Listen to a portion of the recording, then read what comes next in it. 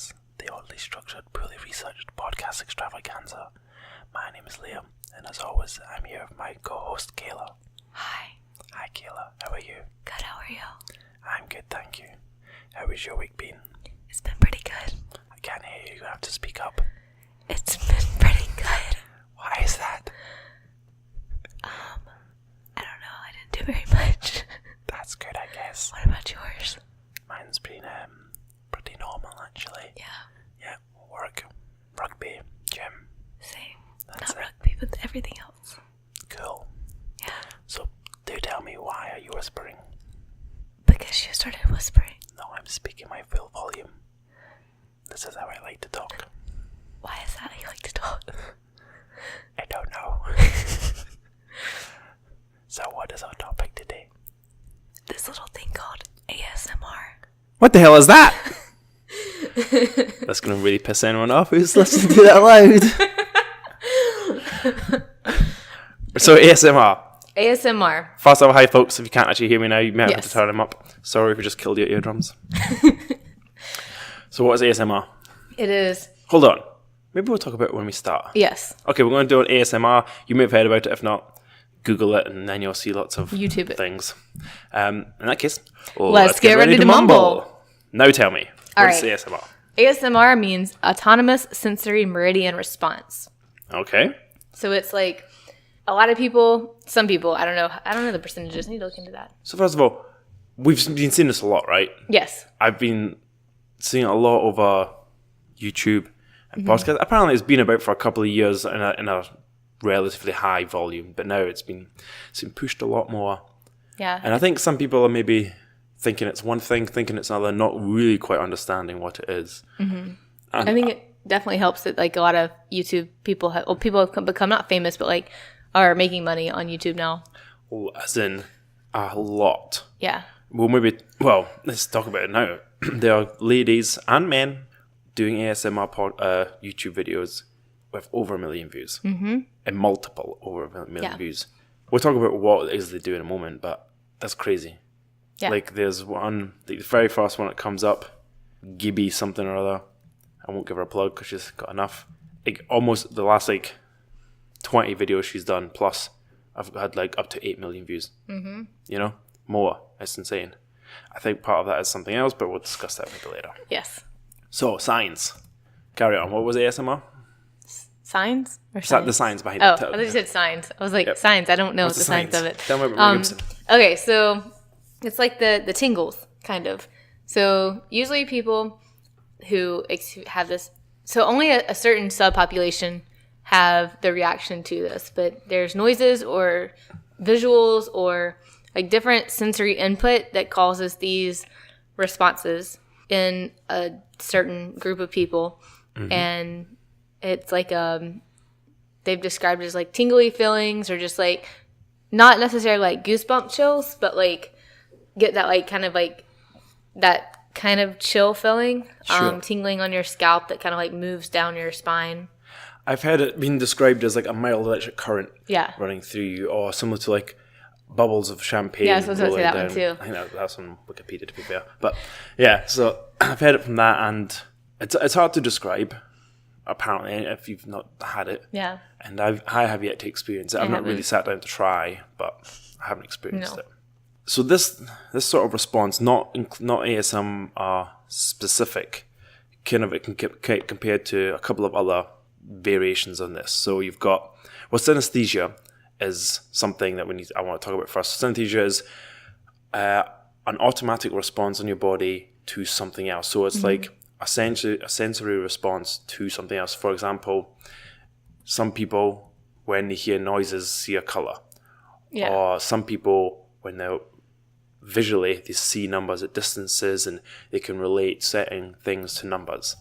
Now, it seems odd, again, without actually thinking about it. I think there was a couple of movies about it, the number one.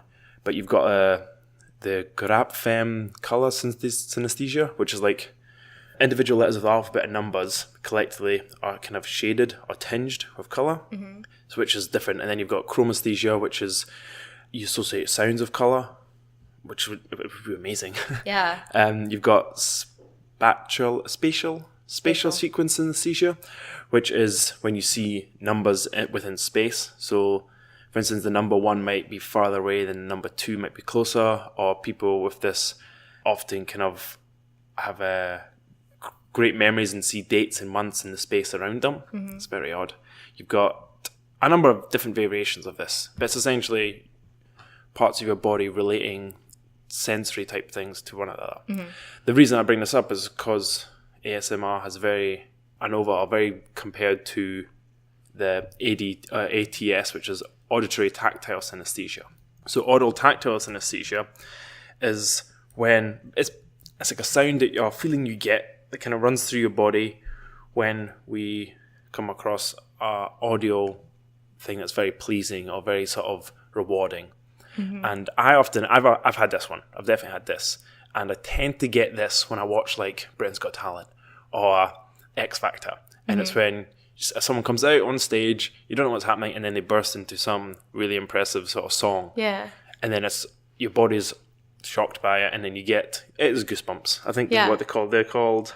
I wrote down what I can't remember. So yeah, ADT is your body reacting to sounds. You start to feel it. So some people can say they can hear something and they feel it in their feet, or they hear something and their arm wants a jerk, or they feel it in their ears but not actually sound ears, or they can like hear raindrops and they feel tingles or like things on their knees. So that's the audio tactile response. Okay. And then you've got frisson, which what we spoke about, which is French for shivers, basically, and that's the shivers we get. That's what I was mentioned about the X Factor thing, where you'll get essentially goosebumps, and it'll run down your spine once in a couple of seconds, and that's when you have your goosebumps or pupil dilation or the sort of paresthesia, which is skin chills. Mm-hmm. Even just to like art or like a good book or something. Yeah, anything. It can be any sort of visual or audio or any other type of response. Really, you get that chills. A lot of people relate it to emotional cognition, so they don't know if it's actually the wording, the sound, or if it's the emotion you get from it. So from like an audio thing, you know how some people can feel sad with sad music. You know, why are you feeling sad? Is it the melodies remind you of something, or is it because you're sad? You know, all these type of things. But so that's what this ASMR is kind of believed to be a kind of mixture of that tactile synesthesia and then the frisson that's come together. But it's not like a 1 second chill, and it's not like you're feeling pins and needles in your feet because of hammer smacks or something. So far we've got ASMR as essentially people who listen to a certain thing, which we've not actually touched yet. Maybe we should talk about the triggers, and then we'll talk about the type of people who are triggered by certain audio sounds, and that then have a continual running feeling through the body, which is meant to be relaxing. Some people believe it gives out endorphins of some sort, which I think is probably related to the pleasure side of it. Yeah.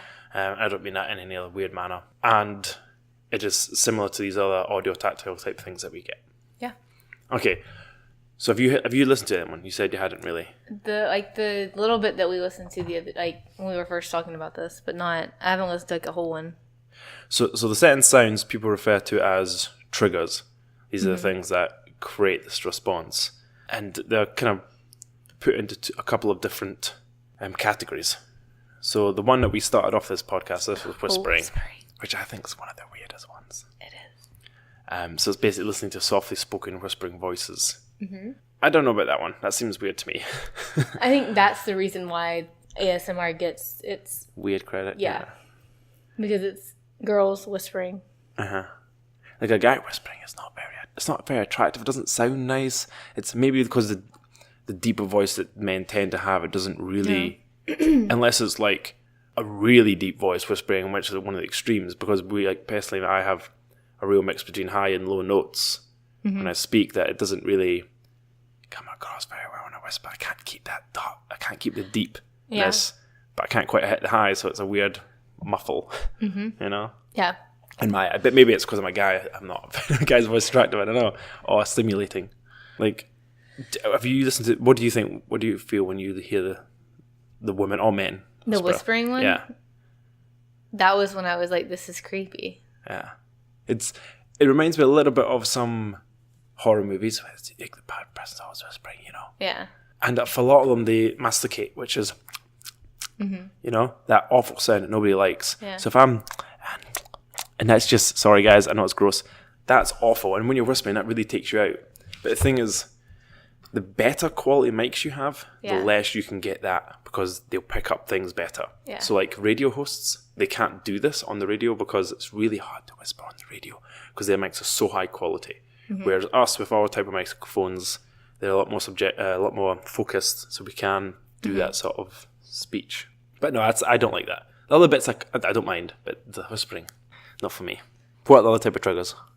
So a lot of them are sound, like auditory ones. So the whispering, and then it becomes like quiet, just repetitive noises. Anything like the ones in the video are like tapping things, like tapping wood, scraping wood, like rubbing your nails on it, plastic, metal, just anything that makes noises. You want to give us an example? Like actually do one? Yeah. This is weird. That's all right.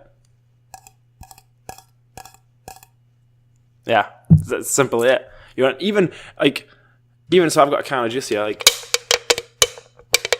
but that's more harsh.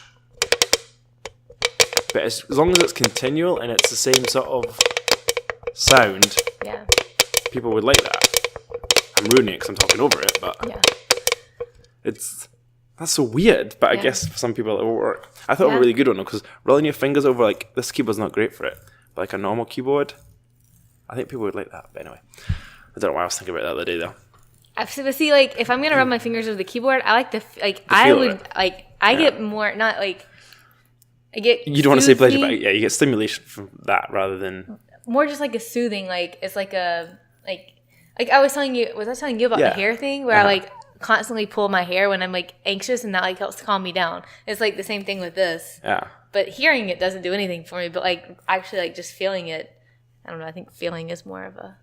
Well, yeah, touch is definitely more direct sensory. Yeah. I think it's the interesting thing. It's correlation between the sound and it feels like a touch sensation or feels like a touch relief type thing. So a lot of the ones on YouTube tend to be a repetitive touching of something, whether it's nails, whether it's slowly scraping, whether it's sort of a kind of rotation type movement. But some people believe that loudly chewing, crunching, slurping has a similar effect, which to me would be really weird. Yeah. Hand movements on someone's face, which again is quite creepy. Like imagine you just had a podcast of someone going, I have no idea if you guys can hear that. Probably not. And it'll probably be taken out after I do my editing for this, but it's like, it's strange, man. Yeah. And surely that is the fact that it's being touched, that you're aware of someone's touching their face, you know? Yeah, I guess. I don't know. Even if it's like watching somebody prepare food, like just like watching somebody do a mundane task. Yeah. But to me, that'd just be like zoning out.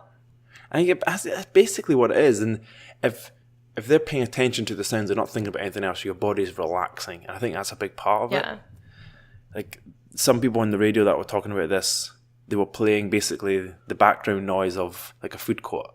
I'm like, how is that relaxing? But I guess it's just you're not thinking about anything, you're not touching anything. It's just the sound sensor is working and you're picking up on things and it's just giving you it's probably connecting different pathways in your brain, which is quite nice or something, I guess. It's strange. It's not strange. It's different. It's different and something I'm not too familiar with. But it's obviously become quite a big thing, really. I think they were saying some people... So the way that YouTube plays into it a little bit is that a lot of it can be...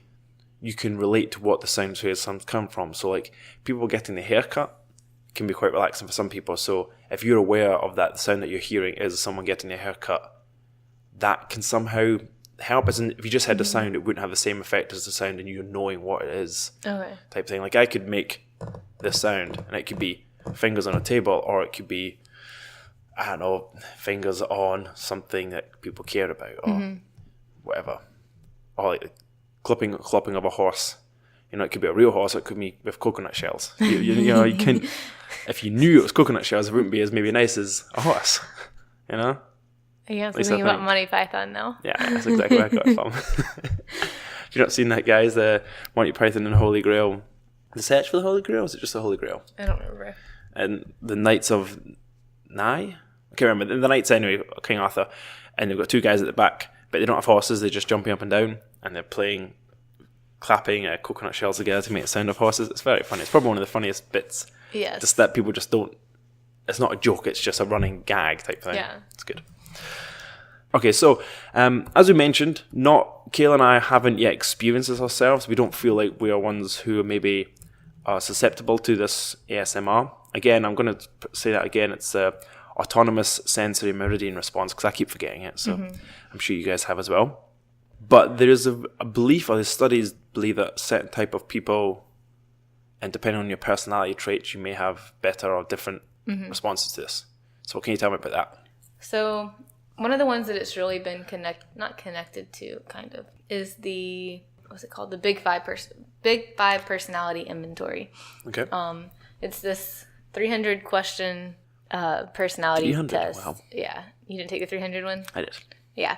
That you take, and it breaks, basically there's 5 different components to it, and you are scored on a continuum of these components based on the answers that you give. So the big 5 are extroversion, agreeableness, conscientiousness, neuroticism, and openness to experience. Mm-hmm. So extroversion, that one's like engagement with the external world, amount of energy, positive emotions, enthusiasm, things like that. That would be like high on the extroversion. Low would be, they don't call it introversion, but because it's just that continuum. Yeah. So introversion would be on that continuum. But the low end would be like lacking of exuberance, energy, activity levels, quiet, low-key, deliberate, disengaged type thing. So listen, just to give you an idea, the way this questionnaire is set out is the questions are all related to one of these, and there's like 5 categories within each one. So the extroversion is 5 categories, and depending on your score within that, so you could have like a really high excitement level or something, but a really low, what's another one in that within assertiveness, and that would sort of balance out to be average. And you're scored on high, average, or low. There's no in betweenies and stuff like that. So just explaining that. Yes. So for extroversion, it's friendliness, gregariousness, assertiveness, activity level, excitement seeking, and cheerfulness. And is the extroversion one of the big ones that affect this ASMR, or are they all they're all taken into account? So people who demonstrate like higher levels of, or who experience ASMR, tend to have higher levels in openness to experience and neuroticism, and significantly lower levels in conscientiousness, extroversion, and agreeableness. So so it's almost a differential between them that's creating that. Okay. Yes. So extroversion would be one of the ones that would need to be low, well, not need to be, but tend to be low for people with who experience ASMR. As is agreeableness and what's the other one? Conscientiousness. Okay, so for listeners out here, they want to have potentially highly neurotic or higher levels of neuroticism and openness. Mm-hmm. Okay, and just for coverage sake, what is that again? Neuroticism. What's the description of that? Neurosis describes a condition marked by mental distress, emotional suffering, and an inability to cope effectively with the normal demands of life. Okay, that doesn't mean if you're highly neurotic that you're got problems. It's just that phrases tend to be related with these. The five facets it breaks it down into are anxiety, anger, depression, self-consciousness, immoderation, and vulnerability. Mm-hmm. So, like we said, the scores within those 5 create the overall score of neuroticism. Okay. So that's like an older definition. So like the definition for this is like refers to the tendency to experience negative feelings. Okay. That's like a very just like basic definition of it. So essentially they're saying if you're someone who tends to feel negative feelings, you're more likely to respond highly to ASMR. Yes. Okay. Again, negative feelings are all subjective, and the way this personality test has been carried out, it's they ask you a question like, actually I can't think of the top of my head, but you say, do you like going to concerts? Yeah, and it's like highly inaccurate, accurate, neither accurate or non-accurate or highly non-accurate. So it's one of those sliding bars that are hard to really determine because everyone's opinion on a highly active and like accurate and not accurate. Like I'm someone who doesn't like someone else to be right, so I'm less likely in this thing to put someone as highly accurate because I don't want them to know or get me, understand me, if that makes sense. So I'm and that's just something I'm aware of myself, even though you can't be aware of it and do this because it messes the results up. Yeah, and then for mine, like I floated very, like I was less on the extremes and more in the middle on both of them because it's like, well, yeah, I like attending concerts when it's like ones that I like. Yeah. So it was like, I don't want to say no, so like I would be like right in the middle. Yeah. So it is hard to do, and we will put a link of that in the description if you guys want to give it a try before you go listen to some ASMR things. And the openness one is basically... So this one is like the cognitive style that distinguishes imaginative, creative people from down-to-earth conventional people. So like that's that distinguishing thing. The facets of this one are imagination, artistic interest, emotionality, adventurousness, intellect, and liberalism. So yeah. So it's weird though because like I wonder if Donald Trump would suffer from this because he is apparently very neurotic, apparently. But he's not very liberal. So he'd be like right bang in the middle. Well, okay, so mine for neuroticism was pretty high. Like I think it was at like, well, it was average. I scored 66%. So like right on like the average to high range. But my openness to experience was very low. So it was 39. Actually, it considers that average too. But so like it was lower, neuroticism was higher, and I don't tend to experience it. So yeah. I don't have the very average. With these quizzes as well, I think you should. It looks like they've done it 33% or below is low, 33%, 66% is medium, and that is high. However, I think you need to take away the top 10% and bottom 10% because to get in that, you need to be like negative of each one of those questions, and the likelihood of that is so low that it's almost not a measurable thing, if that makes sense. Yeah. Like it should be this segment because this is where 99% people are going to fall. So you can't really say, oh, if you're here because this doesn't exist. Yeah. Or barely exists. Anyway. So basically this 300 question can determine or claims that determines certain aspects of your personality and then they believe this affects your response to ASMR. And do they say why? No. Let's try and gauge why.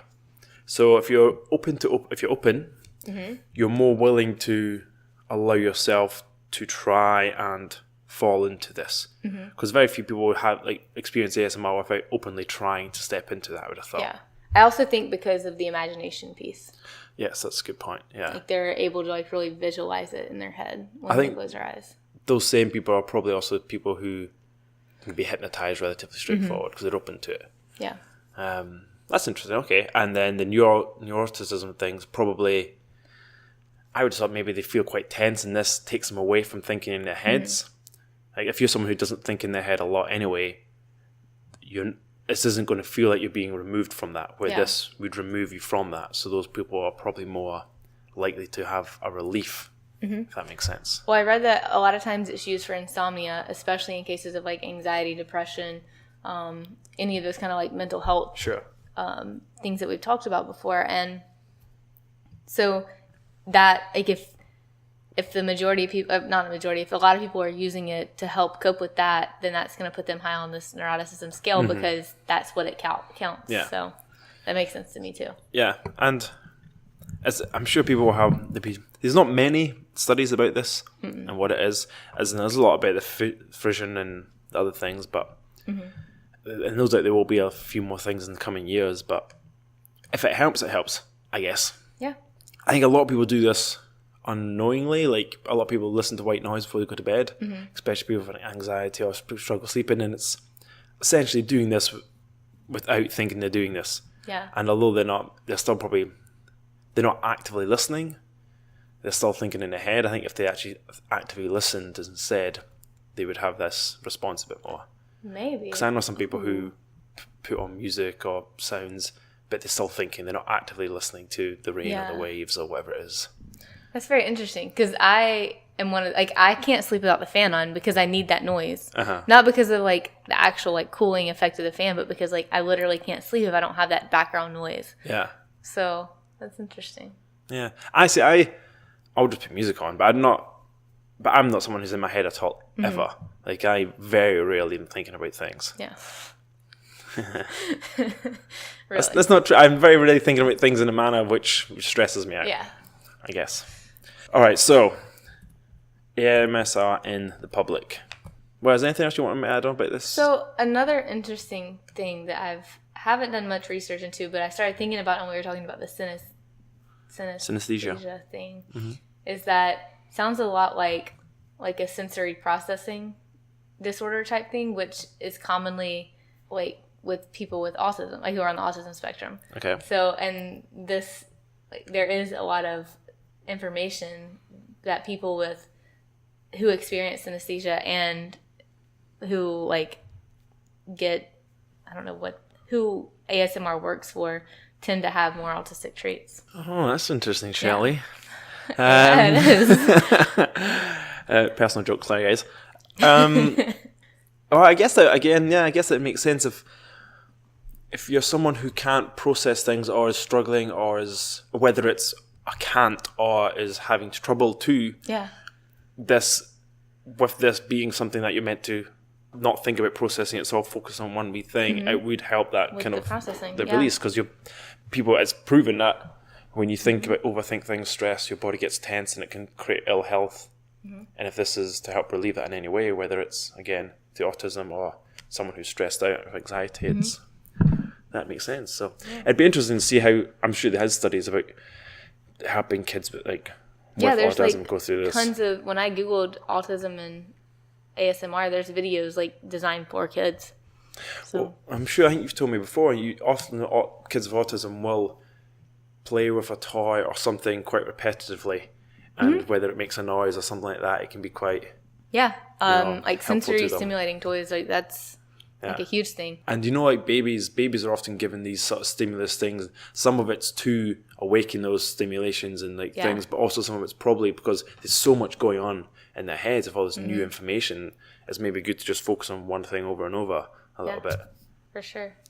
Because I can imagine as a kid when you're learning, everything's new. Things like a mobile to sleep to, or like a rattle, can just kind of Be help you soothing. focus and soothing. Yeah. Yeah. So you said that you sometimes listen to a fan. I tend to put music on.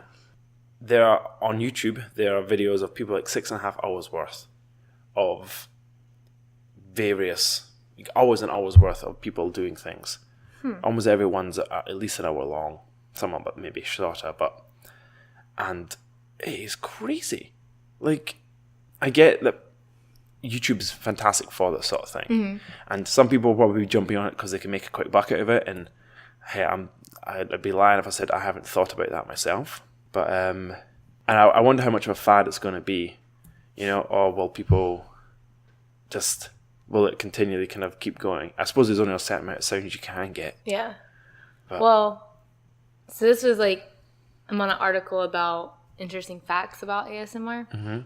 And because it is a very legitimate real thing, but because there's been a lot of information about it recently, a lot of companies have fallen into the whole let's make a buck off of this.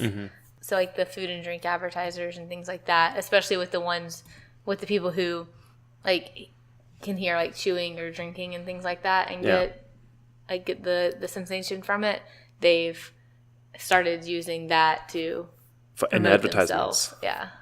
Yeah. See, I guess that makes sense, but anybody who's any advertiser who's smart will do that, and I'm not against them doing that, because there's going to be a lot of people who claim that they have this ASMR response and it's just a fad to them as well. Yeah. So hey, do it, but you just have to make sure they're not preying on the people who do suffer, and this actually does help, I guess. Yeah. Some other interesting things were, if certain sounds bother you, you may have ASMR. So the people who chewing because chewing could be one, but also a lot of people don't like that sound at all, and that really bothers them. Yeah. That could also be somebody who has an ASMR response, just not to that, other things, but that's just not a symptom, but a sign, I guess, that you could have ASMR. Well, I think it's called misophonia. is the negative response to sounds.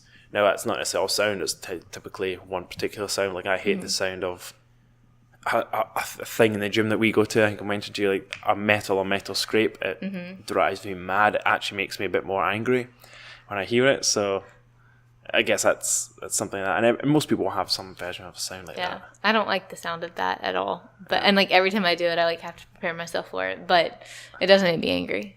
Yeah. I just don't want to hear it. If I swear to God, if I was just sitting down and someone was just doing that constantly, I don't know what I'd do. It'd be crazy. I would be really affected by it, I feel. Which is funny. I feel like I'd want to be able to block it out, but I think it'd be tough. Yeah. Another one is Bob Ross is actually an ASMR favorite. It's like watching him paint, which makes sense. Yeah. It's like watching him paint is very soothing. He spoke very softly, didn't he, when he did it? And it was very cheerful, but in a mellow type of way.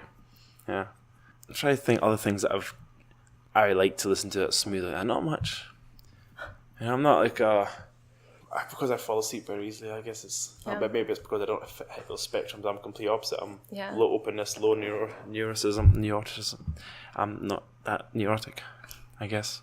No, I can't think of any more that I like to listen to. Like the fan one, that's always been a thing for me. But I think I really do think mine are more like touch. Tactile, yeah. Like I think I'm a more tactile person as well, in general. Yeah. So.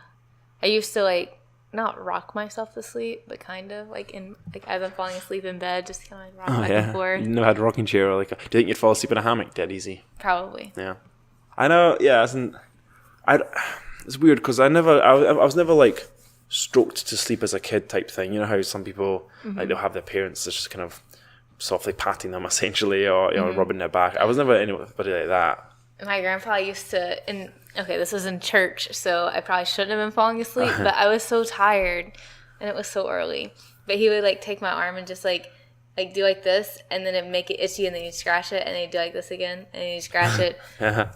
And, like, even now if I'm sick, I'm like, Drake. It's weird, and I don't know, is that because it's a memory of your granddad, blah, blah, blah, or is it because that was actually relaxing? It's hard to tell sometimes. I think it was actually relaxing. Yeah. But I've never had that, and as you know, I'm not particularly a fan of people touching me, which is weird considering I feel like I'm a tactile person. But yeah, I don't think I have anything really, any of these sort of synesthesia type things. I think I just do the touch, and then the fan. Yeah. And she's just tied her hair in a big knot. Oh, and she's undone it. Wow. You're next. But when I do that, my hair just gets matted and I mess it up. It just ties and then it just pops in then. Oh, that's because your hair's nice and straight from some Brazilians. Yes, thank you, Brazilians. Right. Yes, thank you, Brazil, the whole country. So, guys, let us know if you. Well, I have a friend. I don't know anyone else. I only have one friend who brought this up to me initially, and he says he really likes it. Well, maybe talk about this side of it. So, there is a big part of the creepiness is the fact that a lot of the people online tend to be attractive women doing this, and part of me wonders would you have the same response if it was an unattractive woman? Or a man. Or if it was a man. Or, like, if I did the exact same videos as some of these ladies making millions, would I have the same amount of views? Probably not. Because I would assume that half the guys that click on it, and because YouTube's guy-dominated, are they clicking on it because it's a pretty girl? You know? I think it definitely has the potential to be fetishized. Fetishized? Fetishized. But I don't know how to say it. CH in there. There's a SH, though. Fetishized. I guess so. Fetishized. Yeah. Guess so. Yes, but to be made into a fetish. Yeah. Well, it's essentially already is, because I bet you some of them are like, oh, you know how you've got those really niche fetishes, like people popping bubble wrap or people doing this with their hands or feet or any of these sort of things. So there'd be one or two of the videos that people watch only because, that happens to be the bubble popping one. So I guess there is a little bit of that already. Yeah. But there'll be that in porn soon enough. You know, it'd be like a naked lady making noises. Yep. You know, to combine them both. In fact, I'm surprised if there isn't that already. There probably is. Yeah. Which is weird, by the way. Yeah, and it takes away a little bit of the credibility behind it. Yeah. Because some of these people online may be, helping other people, may be good at it, maybe this or that, but which is a shame. But everything gets sexualized eventually, unfortunately. Yeah. Podcast seems like a good version. There must be hundreds of them out there. Oh yeah, I guess would have so. thought. Just to, and that I think that would take the fetish away, like out of it, because it's not that like the girl who you're watching do it. So I reviewed some of them, or I looked through some of them, and I was like, a lot of the comments, because a lot of people now are making, they sell like quite a lot of them, or people listen to a lot of them, so they put advertisements in, but they do it in a really weird manner where they start off dead quiet and do all that, and then halfway through they put an ad, and then do it again. It's like, you have to have the ad at the beginning or the end. Yeah. And you have to introduce it with a soft voice rather than just go straight into raindrops or whatever. But all right, I think that's it for ASMR. Yeah. Guys, I will spend the night this week listening to it and just reply to what I felt about it. I doubt it will do anything. And give us your response if you do it, or what you particularly like, or if you think it's just creepy. And hit us up on Twitter or Instagram at the MumbleCast. Hit shits or hits. Have I seen anything? I watched the... You said The Incredible 2 last week, yeah. Oh, man. By the way, 21 Savage has a song called ASMR. Really? Just if anyone cares. Came out recently. Oh, and that Gibby person's all over Spotify as well. Your Attention, Part 1, just sounds creepy. See?